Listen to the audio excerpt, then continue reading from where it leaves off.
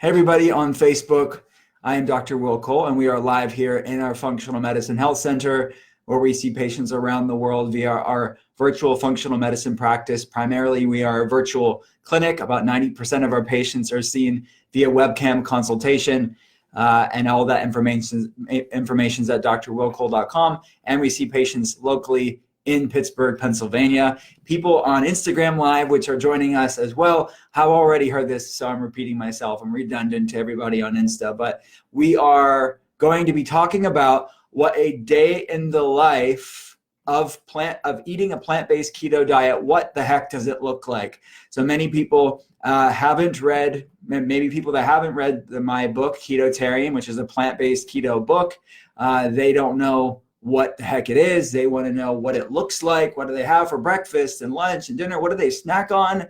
So I want to show them what eating plant-centric keto looks like.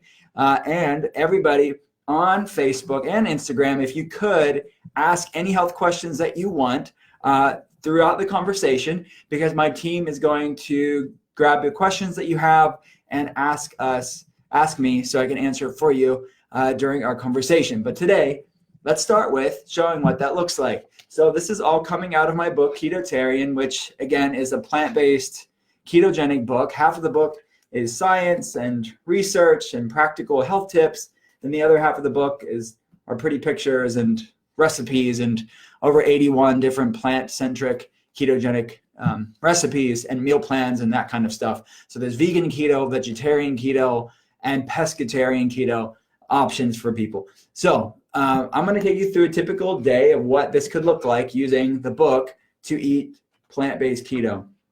So for a good breakfast idea that somebody could do, very simple to have, you can even make it the night before, is these chia pudding bowls. Really yummy, delicious, simple things you could put in the fridge the night before. It has bee pollen on the top, but it's made with coconut milk, chia seeds. It tastes just like real pudding. And it's a really good plant-based keto breakfast option for people. And I also like a smoothie recipe. It's a matcha spirulina smoothie. So you can have the chia pudding bowls as well as the matcha spirulina smoothie. It's a nutrient-dense, real food, plant-based ketogenic breakfast. And it's very easy, very simple. Anybody can make it. Another idea you could do in the morning is to intermittent fast. You could just have maybe some coffee or some Earl Grey tea. Bergamot in Earl Grey tea, it's a citrus oil from Calabria in Italy. It's been shown to enhance autophagy or cellular repair, and intermittent fasting also increases autophagy or cellular repair, and it increases ketosis, this fat-burning state that we talk about in Ketotarian. So you could intermittent fast, or some people just enjoy breakfast and they want to eat, and we want to use food as medicine. So you can do either one. You can either intermittent fast or have a breakfast option like that chia seed pudding and that spirulina matcha smoothie, which is really yummy. And then the next, maybe a lunch idea could be this spring veggie lettuce wraps. Oops, off camera here. So this is really good, yummy guacamole with some vegetables in a lettuce wrap instead of a tortilla. So it's sort of like a Mexican approach to being plant-based keto. You still have the same flavor as far as the taste is concerned. And then I also would pair this with a stir fry with cauliflower rice. Instead of regular rice, you could have cauliflower rice, and this is the coconut veggie stir fry with cauliflower rice. Again, you're taking something that is traditional like a tortilla and rice, and you're having instead with a lettuce wrap with guacamole and the cauliflower rice instead of the traditional rice. So that's a lunch option you could have eating plant-based keto. And then for dinner, I would do this pesto zoodle bowl, which instead of real noodle or wheat noodles, I should say, or grain traditional noodles, wheat noodles, you could have zucchini noodles or zoodles. And this is covered with a nice pesto sauce with vegan cheese made from nuts. So nut cheese, really good, clean dinner for you to finish off your plant-based keto day. So those are some your meals. And then the snack that I love the most out of this whole book, which I added it afterwards because of this event I was at with My Body Green in Arizona, and it is, I can find the picture of it here. Anyways, it's avocado fries. It is everything that you need. Like, you will not miss fries at all if you have these avocado fries. And it comes with a chipotle mayo dressing. Amazing. And that's the snack that I recommend. So at that point, you're going to be well fed, you're going to be nourished, you're going to be satiated, and you can be in ketosis, in this fat burning state, all while being plant-based. You're entirely vegan and vegetarian with these examples, even though there are definitely pescatarian options with wild caught fish as well in Ketotarian for people who want to do that. So a lot of great options for people. And that's just some of the recipes.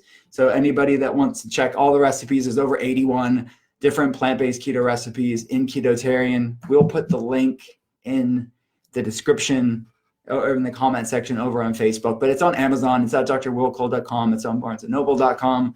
So have at it if you guys want to geek out on this sort of stuff. There's also recipes not in the book. There's a few recipes not in the book that is in our video masterclass, which is the plant-based ketogenic nutrition masterclass. And I'll put the link over on Facebook as well. It's on drwillcole.com. So it's sort of an extrapolation and expounding beyond the book, so we can dig deeper into the science in the video class where it's maybe a little bit more appropriate to dig into, and we can bring it to life. We can bring the book to life. And we do that in the plant-based ketogenic nutrition masterclass. And you can use the code PLANTKETO30 for 30% off of the video masterclass too. And we'll also put that code in the comment section on Facebook. So I'm making Yvette on my team do all these random clicks last minute. That was not planned, guys. All right, guys. So we are going to answer questions, and you guys can ask questions.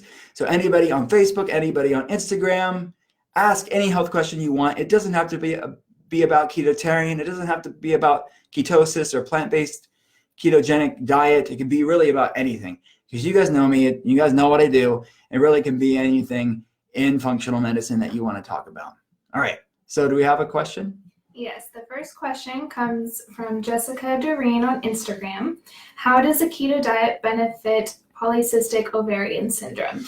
And then do you have any recommendations for PCOS? So question is, PCOS, does a ketogenic diet help with people with PCOS? And what was the second part of the question? Sorry. Any recommendations for PCOS? Oh, okay. So PCOS stands for polycystic ovarian syndrome, and it is a hormonal imbalance. It's typically associated with insulin resistance, and the pharmaceutical approach for PCOS is typically put people on metformin or glucophage to mitigate the insulin resistance that is associated with polycystic ovarian syndrome. So the ketogenic diet is wonderful when it comes to balancing blood sugar and lowering insulin levels and lowering inflammation, which are three hallmarks of PCOS. So absolutely, it's something that from a clinical experience standpoint, I've seen wonderful advancements, improvements in people's health as far as normalizing their hormone levels, lowering their testosterone levels, lowering their insulin levels, lowering their inflammation levels, improving hormonal imbalance, normalizing their period and their cycles, because typically this is during off a woman's cycle. They can not have any period or amenorrhea. They could have really heavy, painful periods. And there's wonderful clinical applications, both anecdotally and clinically, but also in the clinical literature, improving these biomarkers of insulin resistance with the ketogenic diet. And I would say this, that eating a cleaner ketogenic diet, which is what Ketotarian is, it's a plant-centric, whole food, real food approach that is vegan and vegetarian and pescatarian, way more sustainable when it comes to overall health, sustainable health, as far as I'm concerned. So that is definitely a great question. Any recommendations? I would say run labs, see what's really going on, using that as a benchmark to then see those things improve over time. So great question. Thank you so much. Any other questions? Yes. Teresa Canal on Facebook wants to know, can this plant keto help my husband with high sugar problems?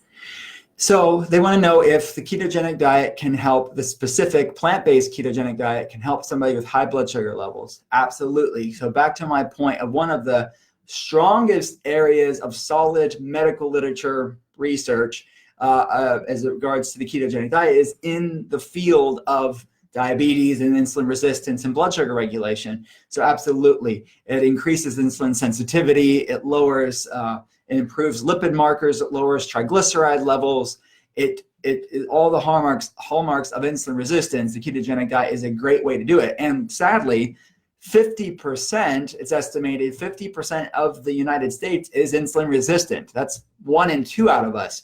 So this is ubiquitous, sadly, and widely underdiagnosed because most people don't know they have it, and they don't know it until they have full-blown diabetes. But that didn't happen overnight. It happens 10 years prior to the diagnosis of diabetes is when insulin resistance starts brewing. And really the hallmark of insulin resistance, kind of the Paul Revere of insulin resistance, that's saying diabetes is coming, or can be coming, is high triglycerides.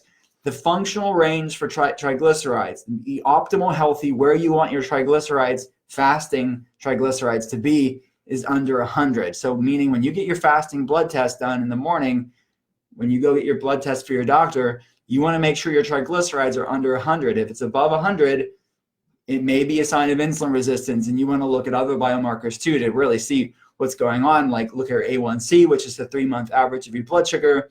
Look at your fasting glucose. We want it under 100. We want your A1C to be under 5.3. So these are some things to consider when you're looking at insulin resistance or high blood sugar. Good question. Any other questions? Yes, Holly Daniels on Facebook wants to know, how many total carbs do you recommend to be in ketosis? Also, would ketosis be beneficial for children? Good question. So number one is, where do you want your carbs to be when you're eating plant-based keto? So in Ketotarian, I recommend to start with under 25 grams of net carbs of being plant-based keto. So what the heck are net carbs? They are your total carbs minus fiber, basically.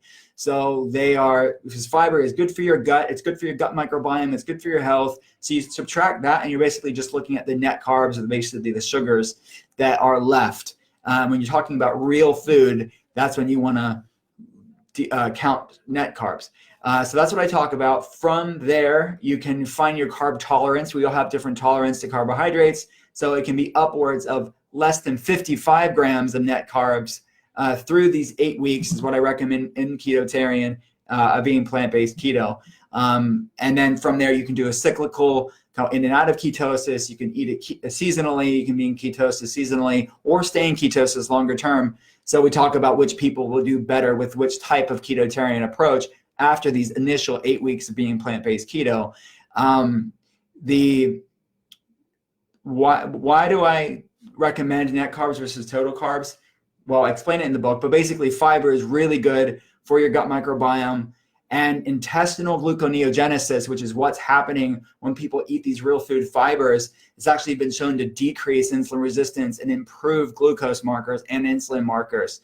So that's the reason being, for anybody in the ketogenic conventional community, they kind of get scared when we talk about net carbs. We're not talking about boxed snack foods and then counting net carbs. You read on the label, this is coming from vegetables. This is something that's not radical, guys. It's pretty basic. And I want people to focus on these nutrient-dense foods.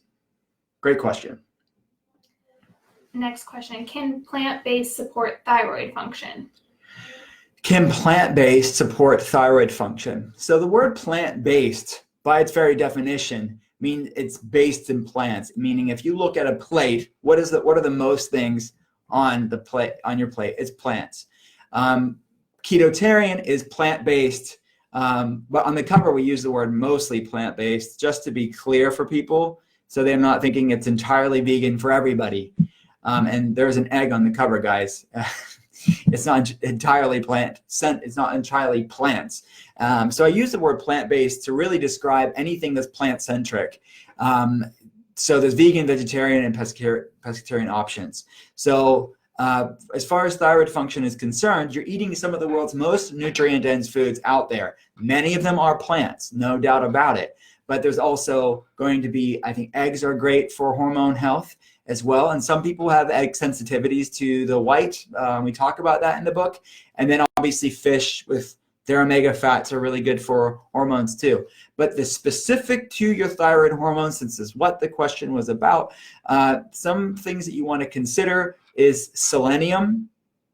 And you can get that from plant-based keto, ketotarian nuts and seeds. Brazil nuts and all other types of nuts are really rich with selenium, which you need to make the enzyme called 5'-deiodinase, which is something your liver produces and helps to convert T4 to T3. And also eating plant food with the fiber helps to increase bacterial diversity, which is where 20% of the thyroid hormone is converted from T4 to T3 in the microbiome. So 80% is converted in the liver from T4 to T3. So that's where you get selenium and these other nutrient-dense good cofactors like magnesium and proteins and B vitamins are needed there. You can get that from these ketotarian foods, but then also the fiber to help with bacterial diversity, which is also needed for T4 to T3 thyroid hormone conversion. Great question.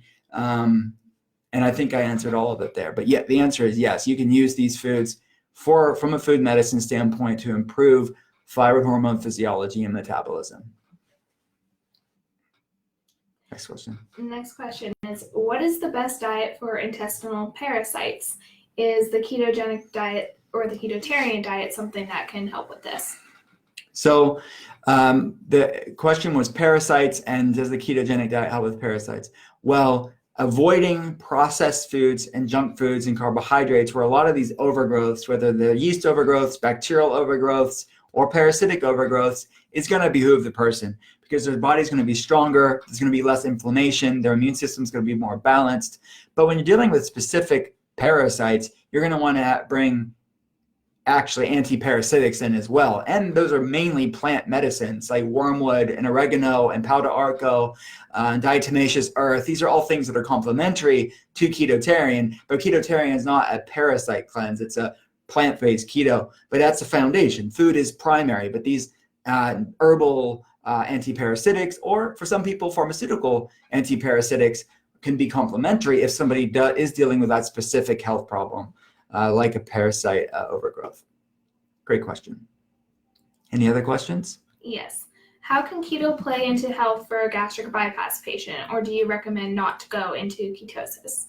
Great question. This is something that we get asked a lot on Keto Talk, which is the podcast that I'm on every week with Jimmy Moore. You can look at ketotalk.com or Keto Talk FB, like the Facebook group. But gastric bypass, yes, it's a great thing to consider. A nutrient-dense, real food, plant-based, ketogenic lifestyle is something that people with gastric bypass, I've seen hundreds over the years, really enjoy this way of eating. So what you want to do is just start off your fat lower and slowly work your way up. You have to get your body used to it. You typically have to eat multiple small meals a day. These people typically can't do long intermittent fasting protocols, but that's okay. You can focus on your small meals during the day because of the gastric bypass. You can't maybe have long periods without food because you can't eat big meals. So that's definitely something you have to modify when you have gastric bypass or another surgery like this. But it's definitely something that modified can be a wonderful way to maintain your weight, which we know statistically the chance for weight gain is quite high for people with these bariatric surgeries. So this is one way to mitigate that and to fall back on health long term. Great question. Any other questions? Can ketotarian help with endometriosis? So can ketotarian help with endometriosis? So endometriosis is an autoimmune issue, and it is an autoimmune condition that attacks the female reproductive system, and it is definitely something that I've seen clinically people do amazing with as far as lowering inflammation levels, help balancing the immune system by increasing T regulatory cells, decreasing NF-kappa B, increasing these pro-antioxidant pathways like the AMPK pathway. So yes, there's a lot of clinical biochemistry mechanisms that fascinate me as far as the scientific literature and its improvements for people with autoimmunity, not just people with endometriosis, but people with over the other 140 autoimmune type inflammation spectrum issues. So the answer is definitely something you should look into. Yeah. 2 questions about the book. Are macros in the book, and do we have meal plans? Great question. So are macros in Ketotarian? The answer is yes. So every recipe has the macros that are listed here. They're right here at the bottom of the recipes. And they are, there are their meal plans. Yes, there is a 4-week meal plan in Ketotarian too. As a suggestion, it doesn't mean you have to eat the exact meals for breakfast, lunch, and dinner. They're just to show you, hey, look, this is what one example could be. And then many of them are the recipes in the book itself. And then there's some additional ones actually too that we add little easy snack ideas too. It's a great question. Do we have a Ketotarian support group on Facebook? We do have a Ketotarian support group on Facebook. It's a private group, guys. It's like a secret society, basically. But you get it through getting the Plant-Based Ketogenic Nutrition Masterclass. So go on drwillcole.com. We'll put the link over on Facebook. Just go to video classes and then go to Plant-Based Ketogenic Nutrition Masterclass. As part of the video class, you have access to myself and my team where we engage with people and answer their questions. And there's a support group where they're sharing recipes and ideas. I love it. It's so cool. But we just launched that at the beginning of September. So it's growing, and it's definitely something that people are engaged beyond the book to really bring the book to life in their real life. Great question. Many people see a rise in LDL when carb intake drops. All other inflammatory and metabolic markers improve, though. How does one decide if this is an issue? Great. So there's some really exciting studies showing the actual improvement of your lipid markers when you're eating the ketogenic diet. And I would say most of the research done on the ketogenic diet is done on conventional ketogenic diets, which is typically heavy with meat and dairy. So there's some people with genetic polymorphisms like the ApoE4 mutation, the ApoE43 mutation. These are genetic alleles that they do not do well with higher amounts of saturated fat. So those people typically they'll do really well on Ketotarian, which is a plant-based ketogenic approach. But there are other people that their lipid markers may increase a little bit too when they shift the foods that they're having. And it may not be a bad shift, even with the conventional ketogenic diet.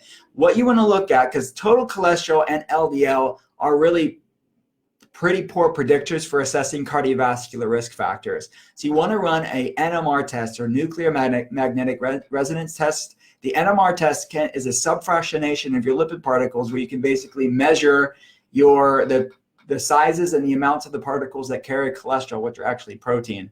So you want to be in pattern A, the large buoyant, like fluffy cotton balls of LDL particles. You want these large buoyant LDL particles, which are the particles that carry the cholesterol, and not the small dense LDL particles, which we want them like under 200, the small dense LDL particles. And we do not want our patients to be in pattern B, which are these little oxidized BB bullets that are problematic, and they can tear through arterial walls and be an issue. So that's something that we run for patients to see what's going on. But a healthy plant-based ketogenic diet, like we talk about in Ketotarian, has actually been shown to improve large buoyant LDL particles by focusing on these foods, which are the helpful particles. So it's not cholesterol that's the problem. It's the oxidation and inflammation of the particles that carry cholesterol that's the problem. And we are lowering inflammation, and improving liver function with this way of eating. Great question.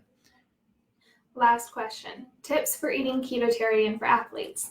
So tips for eating Ketotarian for athletes. So we all have different macronutrient requirements. And I find that some people that are high intensity athletes, first of all, they do really well burning ketones for fuel. It's a cleaner fuel. It's like a log on the fire. They have more energy. They have more endurance and sustainability, being fat adapted and gaining that metabolic flexibility by going at least 8 weeks by being plant-based keto. But from there, I find that a lot of high-intensity athletes do well with more of a cyclical ketotarian approach, where they'll be the days that they aren't doing high-intensity workouts, they'll be plant-based keto, and then they'll moderate their carbs or increase their carbohydrates on the days they're doing the high-intensity workouts. So they just need that extra kindling on the fire, which is what carbohydrates are. The logs on the fire still. They're still burning fat for fuel. They're still keto adapted. They still have metabolic flexibility. But then during the high intensity workouts or and when they're training, they can increase their real food healthy carbohydrates like sweet potatoes or fruits or a smoothie or something like that, or even rice can be fine. But then the next day they'll go back into ketosis. So they built that metabolic flexibility of just living this as a lifestyle or having this be their lifestyle. So this is not a diet in the sense of where you just do this and it's just a fad thing. This is just creating a structural soundness to your metabolism. That's really the heart of what we're talking about here. Cool. Guys, you asked some really awesome questions. I really do appreciate that. Anybody that's watching this on replay on Facebook or Instagram, you can message us on Facebook or DM us on Instagram, and we'll try to get to as many questions as we can over the coming weeks. But I really do appreciate your questions. We'll be here, I'm sure, very, very soon to answer more of your questions. So keep them handy if you want to wait till the next time I am live on social media. But I have to get back to patient case reviews. So I'm actually leaving this right now and going to do a deep dive with my team, talking about the cases. We see patients around the world, and we really spend our weeks, mostly during the week, really immersed in these cases, making sure they're getting the best quality care as possible. So there's more information on our virtual clinic at drwillcole.com. So that's where I'm headed to right now. But thank you all on social media for engaging with me. I'll talk to you soon.